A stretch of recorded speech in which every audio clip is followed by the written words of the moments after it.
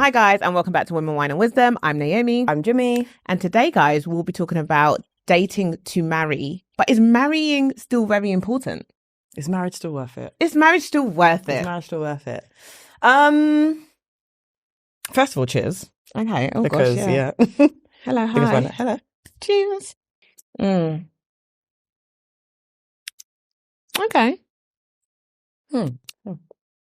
I'm not mad at it. No, me either. Okay, so... Well, let's get into this, the meat of this conversation. Yeah. What is marriage like for you? What is marriage to you? Marriage to me, What would you... a what do you- relationship that withstands the test of time and hardship. Because I like feel like in the good times, we can it's nice. Yeah. I mean, we can always be there. Yeah. But the hardship of life, which is what we go through, sometimes we go through adversity, we go through rough patches, people go through cheating, people go through financial issues. So can you withstand that? What about you? Okay.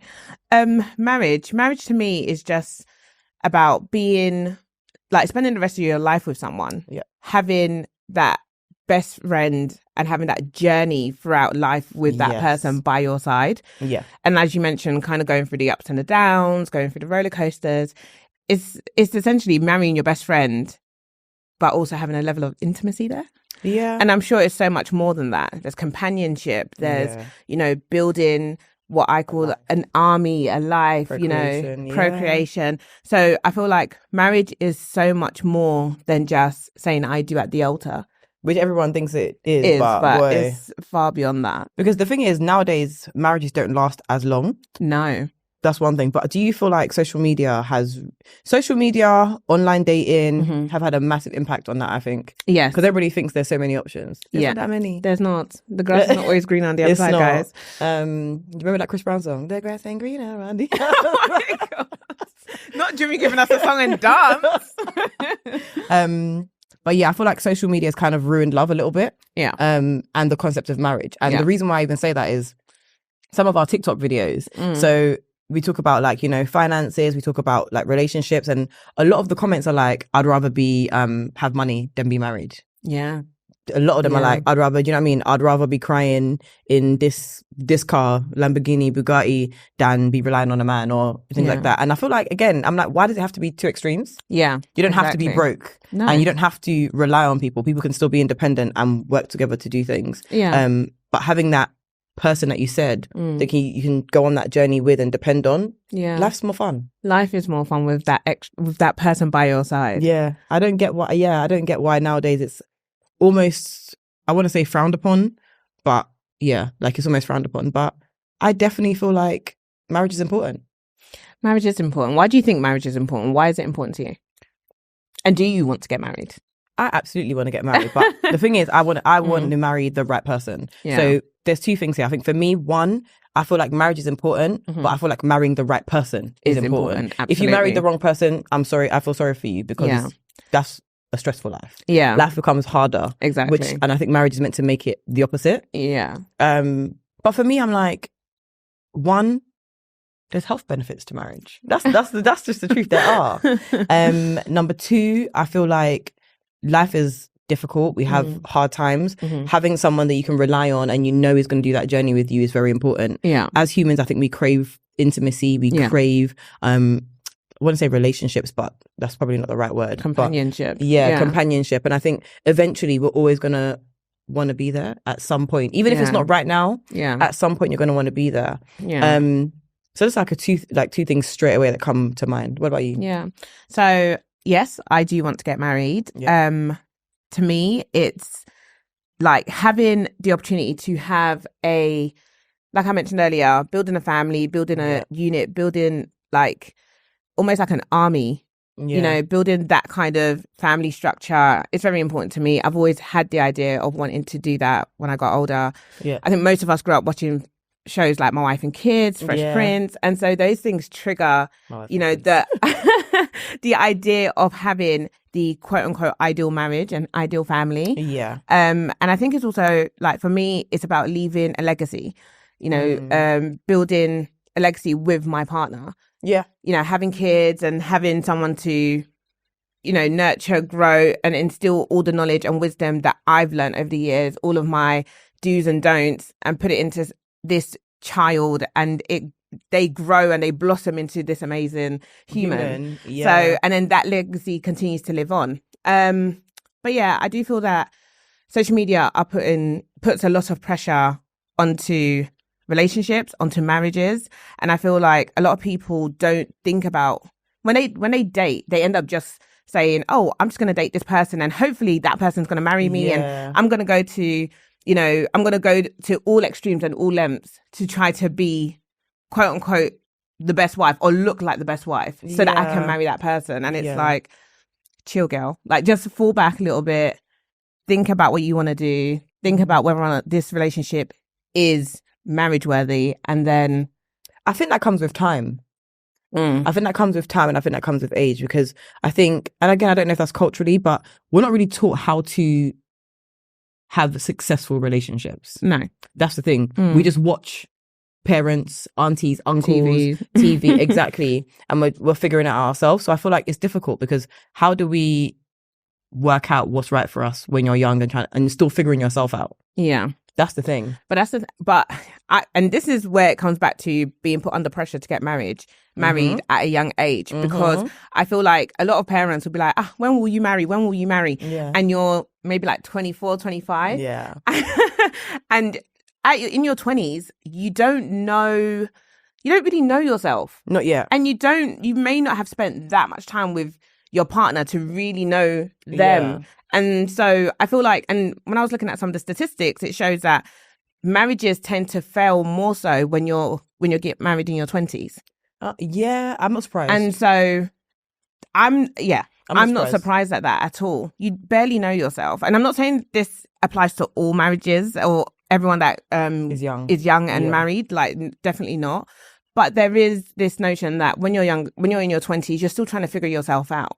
Yeah. And so trying to achieve everything in your 20s, like get married, get the house, get the ideal career, it's just not. You're putting yourself under too much pressure. Putting yourself under way too much pressure. Like, ignore those aunties, ignore the naysayers. They're haters, but let's talk about that. All those aunties that are divorced. Anyway, we will not say anything. But as in. But ultimately, you want to make sure that you are whole before you're getting into a marriage. You want to make sure that you have done a lot of work on yourself and that you feel ready to be married, not that you're marrying under pressure. Yeah, in terms of, just to piggyback off of that, what you're saying. Girl. I feel like people, when they're alone or they're not in relationships, they think that it's loneliness. And actually it's not. When you have that time, as you always say, like, thrive in your singleness, enjoy that time and see it as solitude and not loneliness. I think that's really important, because you learn about yourself. Yeah. You train your brain, you train your mind. There's so many things you can do in that time to better yourself and prepare yourself for marriage,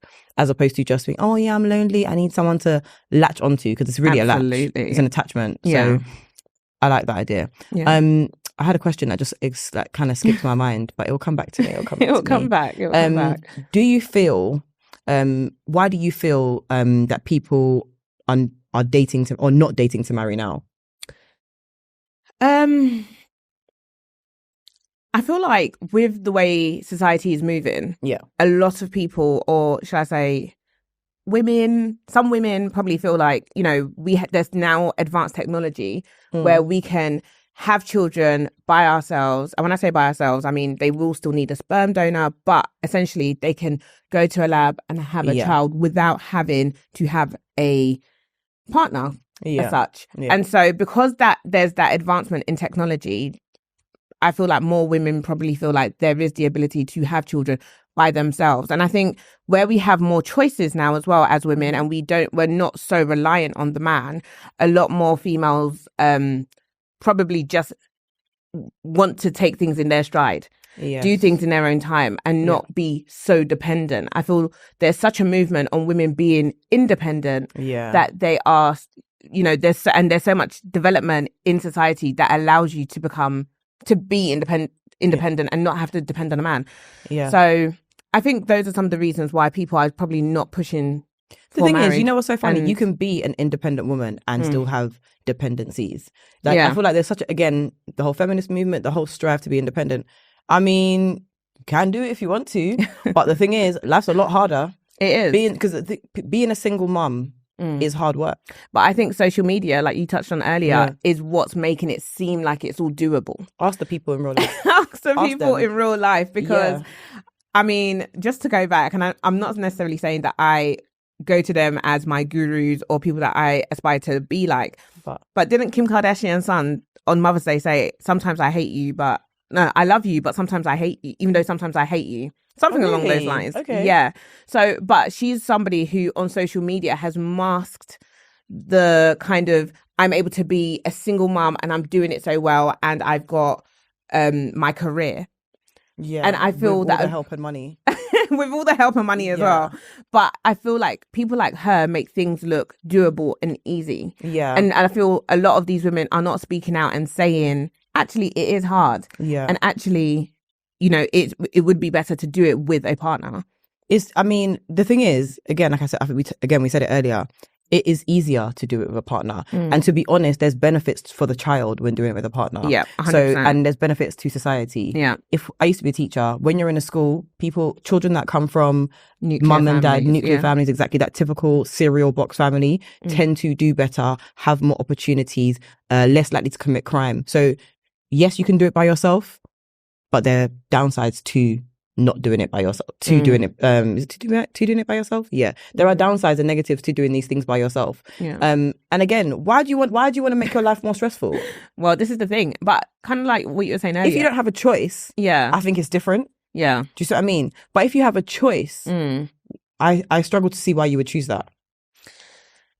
I think, again, social media, I feel it's glamorizing the idea that being single is the way forward. Well, I mean, have you seen City Girl's new song, Act Bad? No, I don't listen to it. So I definitely see that social media is glamorizing it. But again, I still feel like when you are dating, especially if you're like 28 plus as a woman, I feel like you should be dating with intention and you should be dating to marry. Absolutely. If you're dating for dating's sake, there's downsides to that too. And why would 100%. You be dating for dating's sake? Yeah. Again, let's talk about some of the benefits of marriage. Yeah. What are some of the benefits to you? I think some of the benefits is just having long-term companionship. Yeah, I love that one. I love the idea that you just have somebody who is invested in you for life, or what you'd believe would be for life. Yeah. Somebody who's going to be your ride or die, somebody who's going to be by your side, somebody who gets to know you, somebody who you can grow with, somebody who can pour into you, somebody who has the best intentions for you. Yeah. Those are, I would say that's a massive benefit. Yeah. But also the idea that you can you're procreating in the world. Yeah. You're bringing children into the world and you're going to grow and nurture them to be the best version of themselves. Yeah. Or so you'd like to think. So I think those are some of the amazing benefits. What about you? So I think the benefits of marriage. I mean, do you know what? Let me talk about what for men, especially. There's definitely a lot of benefits for them. Let's talk about that. Let's talk about it. But to be honest, you know what? When men are dating, you spend most of the money. So when you're married, you spend less of that money because you're not investing money in dating random girls, taking girls to go and get food, and then you're saved as food number 4 on her phone, and then you want to complain about it. Well, do you see what I mean? So there's like, when you're married, you're putting money together with one person, you're building longevity, you're potentially buying assets. There's more growth. Yeah. So I think that's one real benefit for men. Number 2, men live longer when they're married. Hello, so think about that. So do you know what I realized the other day when I was reading though? So before, apparently women didn't live as long. But now they say that married people, in comparison to their counterparts, live 2 years longer, number 1. Men, I think, I can't remember the exact stat, but I think, was it men maybe 12 years longer and women 7 years longer now? So women, when they told us before that, you know, we were dying younger, because I used to use this stat all the time. I don't think that's true anymore. So there's health benefits, you know what I mean? People that are lonely genuinely have like higher risk of anxiety, obesity, eating disorders, depression, mental health issues, which we talked about. Check that video out. So yeah, I feel like there are just health benefits, companionship benefits, procreation benefits. And again, your children, I want to say, are more likely to be successful when you're in a family unit. But we know that there are some amazing single mothers, there are some amazing single dads, in fact, and the children are thriving. But the stats are the stats. Well, let's speak on that as well, because what about those people who are growing up in nuclear families that are toxic? Yeah, and it happens. And it happens. It really often. do. Yeah. It really do. It really does. Because there are a lot of people who have said that although they had both mother and father in the household, they struggled. There was a lot of, like, say, infidelity, a lot of fighting, and that has skewed their views on marriage. Do you know what that is? That's when you're single but married. You know, when you don't get that support, the person's kind of just there because of the kids. And you know what? It's so funny because me and my dad always debate this, right? And I said it at my like book launch talks. You are your number one priority. And when you're in a relationship, married or single, it has to benefit you. Yeah.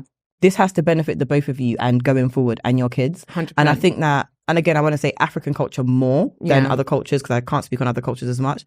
But women tend to stay for the kids. Yeah. But what that does is it, like you said, it shifts their views on marriage. It shifts their views on relationships, and it shifts their views on love. And realistically, it's not that beneficial. No. And that's the thing, because a lot of what people need to also, I guess, consider is that a lot of trauma in adulthood has been caused from the family. And childhood. Childhood. So that starts from like being young. It starts from being at home. So you need to make sure that you're not, that you're looking after and protecting your children, essentially. And the way you do that and yourself is making yourself the priority. So, and the thing is, obviously I don't have kids yet, so this might change when I have children. My dad thinks it will. I don't think so personally, but I just feel like you should always be your number one priority, because at the end of the day, if you have daughters, and if I have a daughter, I want her to know that, listen, if something does no longer suit you, you need to walk away from that situation. 100%. I don't want to teach her that staying in a situation that harms you does not benefit you. You're not getting the love that you need. It's not beneficial. Well, let's talk about this, because ultimately, when you're taking your vows, you say for better, for worse. For richer, for poorer. In sickness and in health. So where do we draw the line on when people should expect to be able to walk away from a marriage and when people should stay and fight? That's a very good point. When you go to bed at night and you lay your head down, that's just the way I can put it, because there's no situation that's like, this is black and white. Do you see what I mean? So for example, I've said it before, I was previously engaged. At the time, when I decided to call off the wedding, my friends were like, you're brave. I would have just gone through with it. Why? Because when I lay down at night, I know this is not the man for me. Do you see what I mean? And and people should do the same, because when you've given everything you've got and that person only takes from you, that's not, how can you withstand the test of time? Marriage is a two-way thing. And if you're not getting the two-way back and you're constantly giving, eventually you're going to resent them anyway. And just to piggyback off of that, guys, make sure you watch our previous podcast episode on dating mistakes. Just so you don't end up getting married to the wrong person. Because a lot of women do. And I remember at the time, one of my friends must have messaged me and she was just like, listen, you did the bravest thing ever, because I know so many women now that are in marriages that they regret. We got 70 years left. You can't even do it for 5. And we have 70 years left. If you know you're gonna, and that goes back to what you're saying about pressure. Like at the time I was 28. That, everyone's like, you're 28. And now I'm 30 and I'm still fine. Exactly that. And do you know what I mean? That's the thing. Don't let the pressure eat at you, because again, there was a statistic that showed that on average, marriages last about 8 years when you get married in your 20s. So you don't eat into the pressure. Do not feed into the pressure. Make sure it's the right relationship for you. Like Jimmy mentioned, we've still got longevity. We've still got much more years in our lives left. So you don't want to spend that time with somebody that you can't stand, that you hate, that you are questioning, that you can't grow with. So make sure you marry the right person. Yeah. And other things as well, like benefits of marriage is literally you actually build more friendships because you become friends with your partner's friends. Yeah. And they become friends with your friends. Yeah. So again, social bonding. Yeah. A little shindig here and there, a little soiree. Always an event or a family function. Exactly. My partner cannot stand the amount of events that I bring him to. I'm like, oh, by the way, we're booked up for this weekend. We're booked up. He's like, can I have my own time, please? No, I get it. The thing is, me and him can relate because I get it. I do love a little family function though. I love spending time with people's family. Well, I love spending time with my partner's family. Yeah, they're great, and I love when he spends time with mine too. So I see that. So that's definitely one thing. I'm trying to think of what other benefits, because there's obviously downsides to it. There are some downsides, but it's just being able to try to identify those things. Like I think I've mentioned it in a previous episode where I said you don't want to allow what you will later on regret. Yeah. And some of the things, sometimes because you want the marriage so much and you're under the pressure of getting married, you end up accepting or allowing yourself to go into a situation that you shouldn't have. Yeah. So you end up marrying the wrong person. And it's like, you could have avoided that situation. Absolutely. Maybe he's really bad with money and he hasn't and he hasn't sorted that out prior to you guys walking down the aisle, and you've decided to sweep it under the rug and turn a blind eye to it. Oh no. So, but those things will eventually resurface. They will. They always do. But then also another thing that I think people should be mindful of when going into a marriage is making sure that you're also considering this person, not just as a husband, but also as a father. And friend. Uh-huh. But I feel like a lot of people will just see it as, oh, I'm just marrying my partner. But is he going to be a good dad? Is he gonna does he have the potential to be a good dad? He's not if he's not, especially if he's not a dad yet, so you can't measure it. But does he have the potential to be a good dad? What is he like with his nieces and nephews? What is he like with godchildren? What is he like with his friends' children or with your young family members? You have to consider all aspects, all the traits, because and the thing is, different traits will work for different people. Yeah. What traits work for you? Exactly. That's it. Exactly what traits work for you? Yeah. But anyways, we're gonna start talking about our wine a little bit. So, okay, let's do it. So, as you guys know, we've been talking about wine stories on our Insta and our TikTok. Yeah. So we're gonna taste this wine. We're gonna give you a little bit of what we think about it. Okay.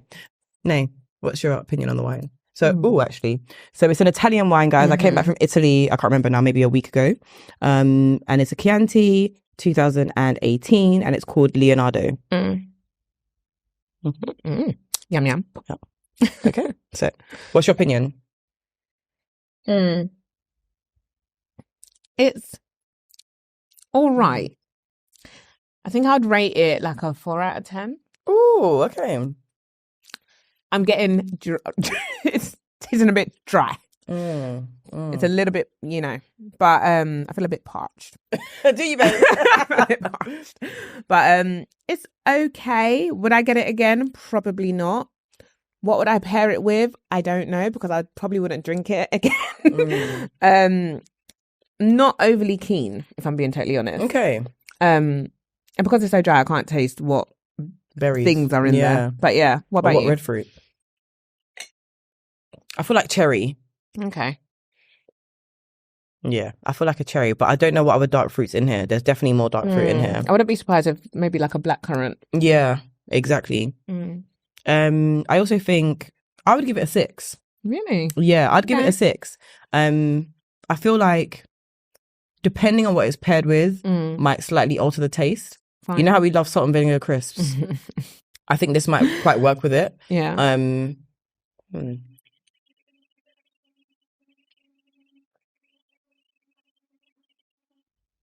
The thing is, I know you think it's drying, but for me, it's not.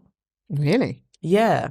Because I don't get I feel like white wine is a lot more dry, a lot more high acid, whereas I don't feel like this is high acid, or really drying. My mouth doesn't feel so dry. No, this is quite drying for me. Nate's like, She's like, I'm not messing with this one. Not a total fan, no. What would I pair this with? Yeah. Definitely some crisps. I'm not the biggest fan of cheese, but I can see it going with some types of cheeses. Yeah. Yeah. I think it can go with cheese. Okay. So overall rating, 5, because we're putting it right in the middle. Yeah. Nate says 4, I think 6. Right in the middle out of 5. So that's the average. Wine stories. Wine stories. Give us a little wine story, girl. Okay, so this is actually really funny because I laughed anyway. So basically, we got a message, Instagram, I open up and I shouldn't laugh, but I will. And okay, so it's titled, Should I Be Fired? Oh, God. Yeah. So basically what happened was a teacher's in the classroom. Yeah. A student's annoying her. Yeah. She's trying to get the student's attention. She's spoken to him twice already this lesson. He's not answering. So she like goes to flick a pen at the back of his head. So she goes to flick a pen at the back of his head. No, stop. But as she flicks the pen, he turns around and it hits him square in the face. So, but obviously she's apologizing because she wasn't intentionally trying to hit him in the face. Yeah. Student's absolutely fine. He's like, yeah, whatever. Like these things happen because kids are kids as well. Yeah. So it's like whatever. And then 1 week later, she gets called into the head teacher's office. And obviously the student didn't complain. Obviously the parents didn't complain. But she thinks that because they were talking about it maybe in another class, another teacher has gone forward and said it. So should she be fired? Oof. I mean, accidents do happen. They do? They do happen. But I do think she kind of messed up there. And I think where children are involved, like if it was my child, I would not be like impressed. I would not be impressed. Yeah, but the thing is, if your child is, I want to honestly, and I shouldn't say this. If your child's a brat, I know where you're going. Yeah, I rephrase that. If your child's a brat, then what? Because to be honest, parents are blinded sometimes to their kids, and I can tell you that working in a school, and sometimes I've been in like meetings, and I'm like, my child would never. I'm like, you have no clue. idea. Yeah. You have no clue. But then also, I think it also depends what part of the world you're in. Because in Africa, it will not be a pen. It will probably be a stick, a ruler. A ruler. So I think that also plays a part. Yeah. But yeah, I don't know. What about you? What do you think? Should she be fired? Oh, it's a hard one. Because you know what the thing is? It's a hard one because I feel like, again, from a parent's perspective, I'm like, how does that happen? Yeah. From a teacher's perspective, I can understand why you threw the pen. Yeah. But you should be able to control your temper as a teacher, no? Absolutely. But you, at work as well, people have slip-ups. And the only difference is you're dealing with a child and not an adult. But I think that's the biggest difference. That's the biggest issue. That's what I'm saying. But people also have bad slip-ups at work. Yeah. Do you see what I mean? What if I was having a bad day? What if my mental health was bad that day? You see what I mean? So check out our mental health episode. But people have bad days and people go through things. So you don't know what she was going through. We don't know what she was going through behind closed doors. Yeah, true. Could have been fine in her marriage. Well, let us know your thoughts, guys. Should she be fired? I don't know.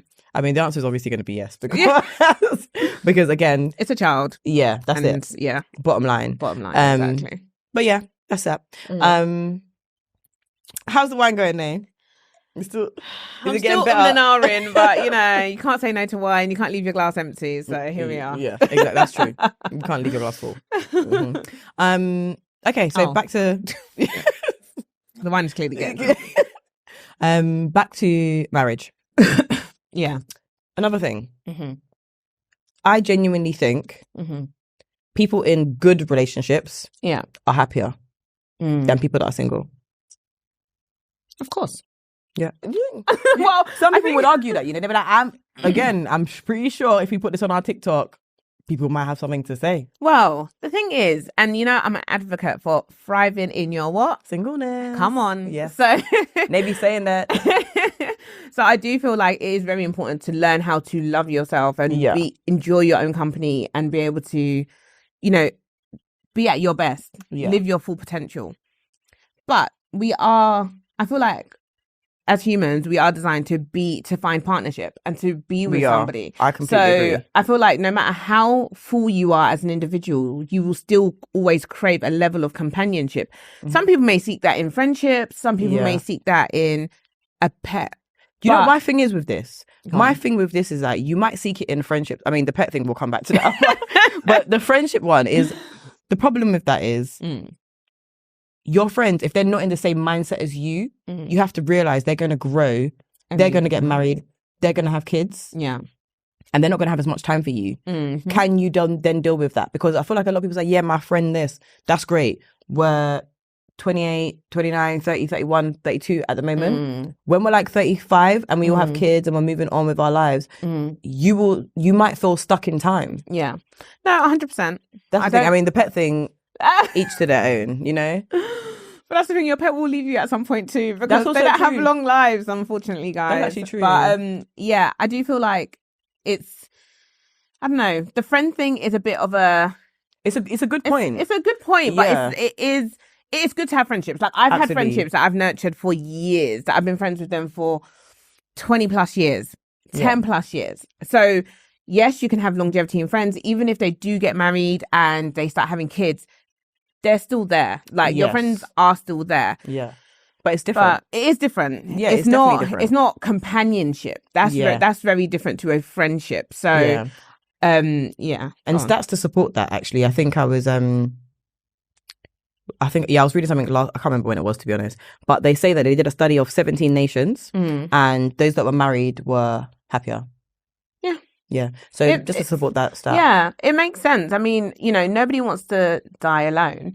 You know, nobody wants to get old and have nothing. Yeah. And don't get me wrong, there are some people in this world that don't mind. And, you know, kudos to them, and that's absolutely fine. We're not saying you have to get married. You know, it's your prerogative. It's totally your choice.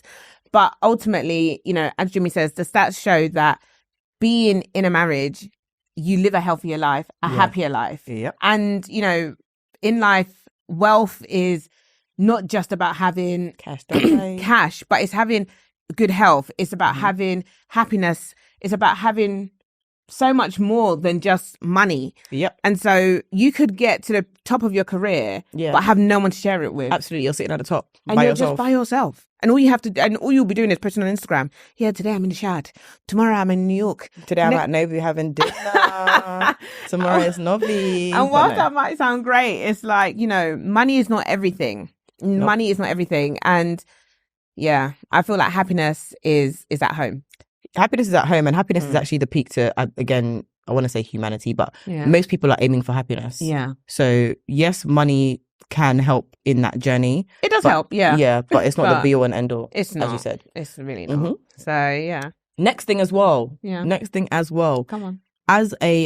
Again, obviously you can work on yourself individually, but you work on yourself so much as well when you are in a marriage, because being with somebody else that is raised completely differently to you will test you. Oh my God. Speak on it. So it's like, they might come from maybe a strong religious background or a strong cultural background, and you might come from a free-spirited family. You're going to have to work on that. Yeah. Like, marriage will teach you patience. It will teach you focus, because when you want to save for your wedding, when you want to save for your house, when you want to make sure them kids are listening to classical music and can play the piano. Do you see what I mean? So it's like, you work on yourself so much in marriage, and that's what going back to the vows you said, sickness and in health. If somebody's sick, it tests you and what you can do and what you can stand in this life. Yeah. It builds your character. It builds strength. Yeah. So you also grow as a human. I mean, don't get me wrong, you do grow as a human if you put in the work by yourself. Yeah. But when you're in a marriage, they're going to test you. They're going to test you. They're going to test you. So we spoke about the pressures of getting married. What about the pressures of getting divorced? Because that's another pressure. Yeah, because again, the divorce rate is high. 50%. Yeah, it's high. 50% of marriages. But I'm not surprised. Do you know what it is? Yeah. I'm not surprised because, one, I feel like a lot of human beings don't know themselves. Yeah. Before they rush into marriage. Yeah. Number two, a lot of people aren't brave. Like I told you, when I said called off my engagement, many people were like, I would have just gone through with it. I wouldn't have been able to kind of like call off that, the loss of money, dealing with the family.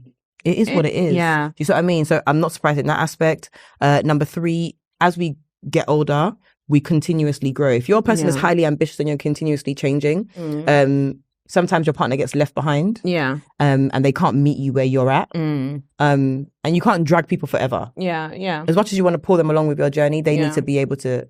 And this is where you have to try to identify these characteristics, these traits in somebody in the dating stage. Talk that. Because somebody will turn around and say, but how are you going to know that that person's going to do that when you get married?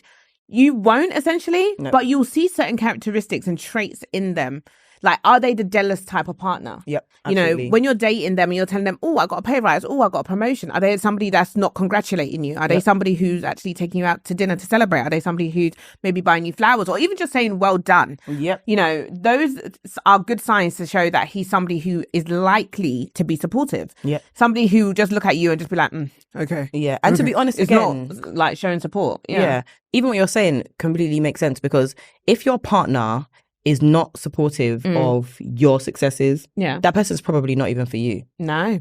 That person's probably not even for you. Yeah. That's the thing. And as you grow, they need to be able to grow with you. 100%.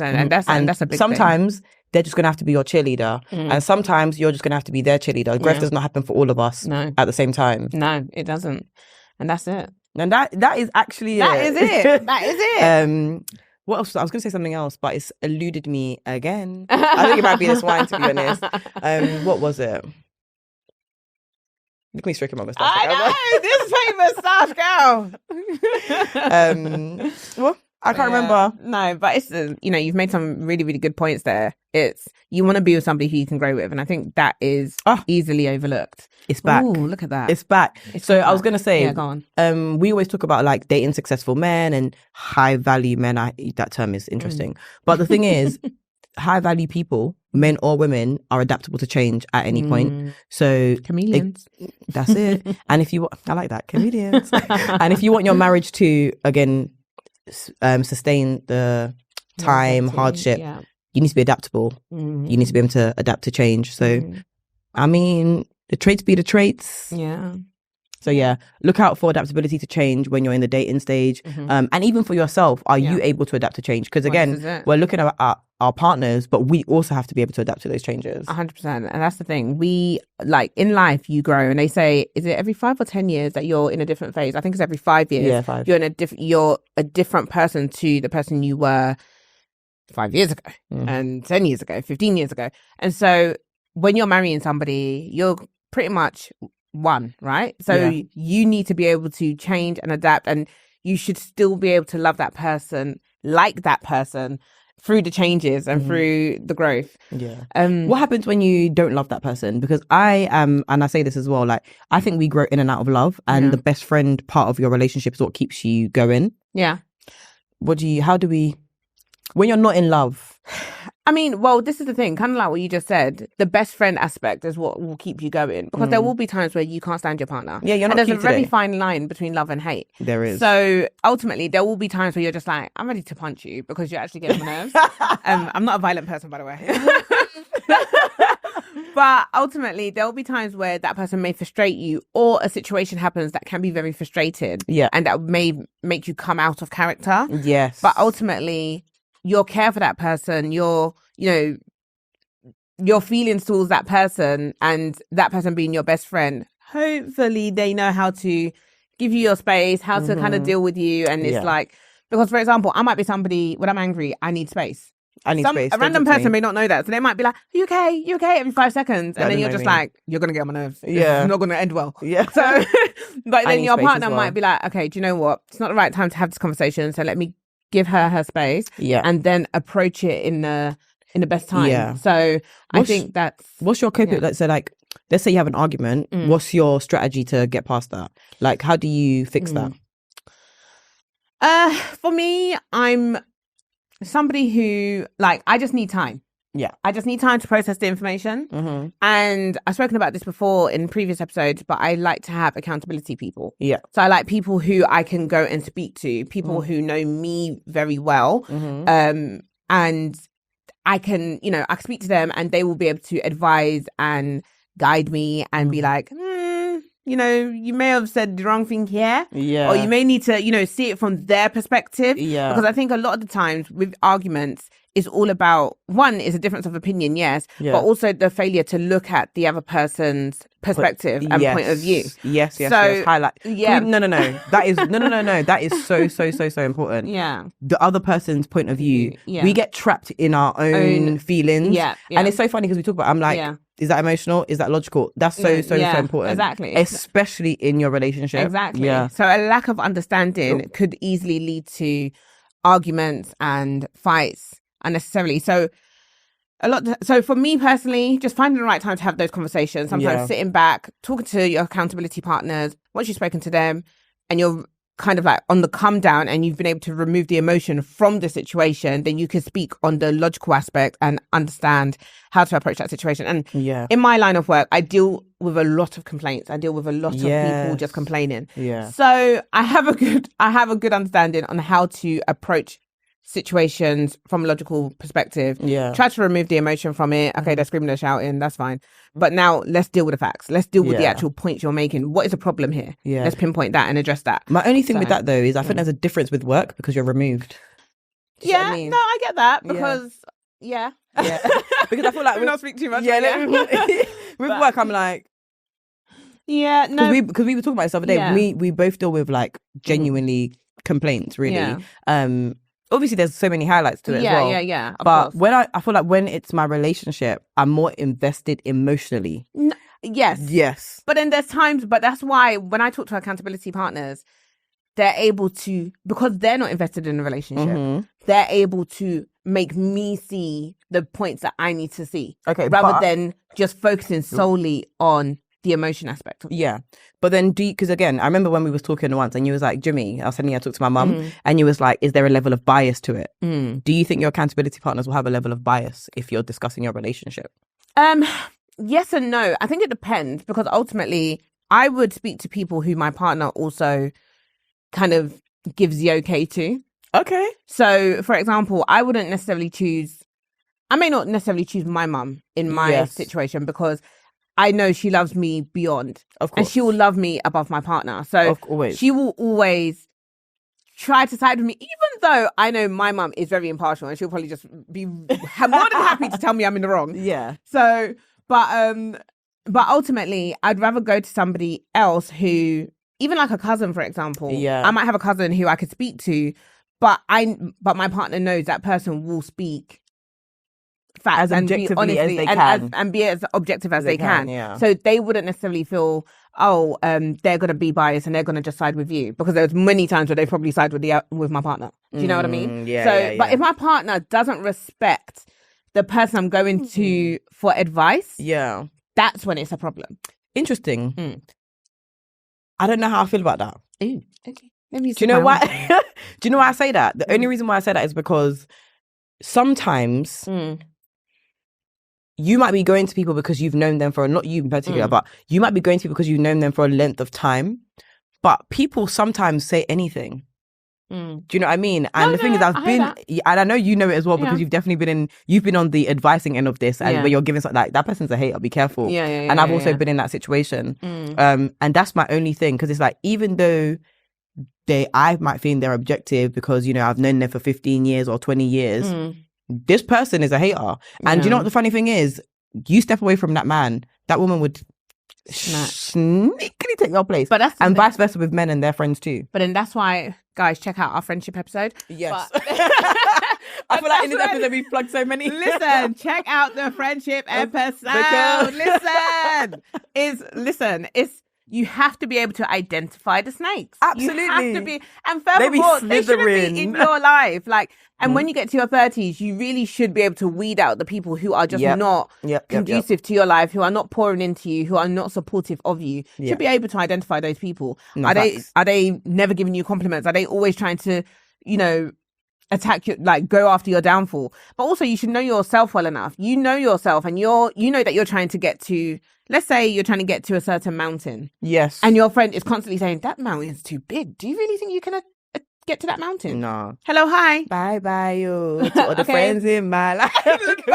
Goodbye. Like, so you should be able to like identify those things and should be able to weed those friends out, because otherwise you're just going to have a mosh pit of just rubbish. You're not watering your seeds. You're not growing. Like, it's just going to stay muddy and dirty. So take yourself out of that environment. Absolutely. But what I wanted to throw to you, girl, and I guess it's more of a question for your partner, but curious to know, if you had, well, you got your mother. Yeah.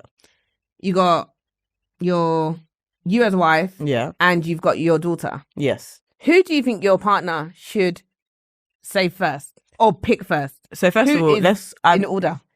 me, I'm number one. Let me tell you. Let me tell you why. Go on, tell us. Because Give you know it what's to so them. funny? It's such an interesting question because I feel like it's a hard one. But me first. Let me tell you why. Because your mum's gonna leave you. Yes. Your daughter's also gonna leave you. Yes. But guess who's gonna be there for the longevity of your life with hi. you? It's me. Okay. It's me. Okay. Do you know what I mean? Yeah. So I feel like there's only certain aspects of your life in which your mum and your daughter can fulfill. Yeah. Whereas your woman or your partner can do most of it. You won't have that daughter if it weren't for me. 100%. Do you know what I mean? Your mum's going to leave you and your mum has her own husband. Okay. So, you know what I mean? And do you know and what? if she doesn't have a husband, she's not married to you. Thank you. Let her go. Let her go. And you know what? As you said earlier, sometimes when a woman's had a bad relationship with her partner, she wants her son to be her husband. I'm sorry, not mine. No. He's for me. Yeah. He was made for me. What does the Bible say about leaving your mother and Yes, and you will collect them to your own house. Yes. I mean, we probably didn't phrase that We right. didn't phrase that well at all. But you know what? It's a very good question that you asked that because you know what? I was listening to the Nice and Neat podcast. You know, I love that podcast. Yeah. The other day, and basically, how interesting it was.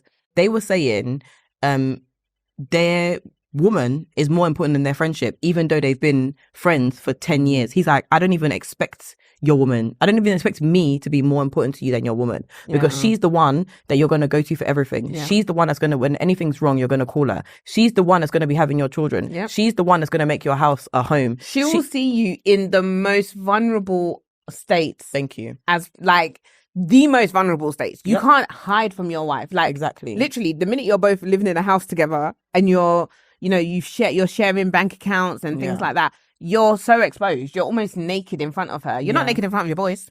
Are you? Or maybe you are. I don't know. Tell question. Us. Tell us. But, you know, so ultimately, the person you lie with is the person that you're... So you're in agreement that you will become first? I mean, we sound like brats, but it is what it is. I should absolutely be first. And the thing is, I feel like a lot of guys... Babes, I hope you're listening. I feel like a lot of guys in this modern society as well probably feel like their mums should come first, especially divorced mothers.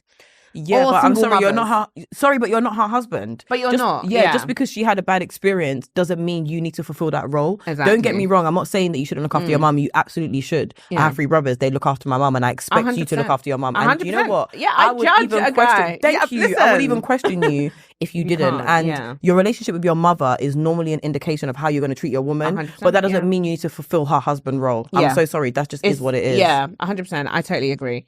Like, yeah. So, guys. So we're going to wrap this up. We are.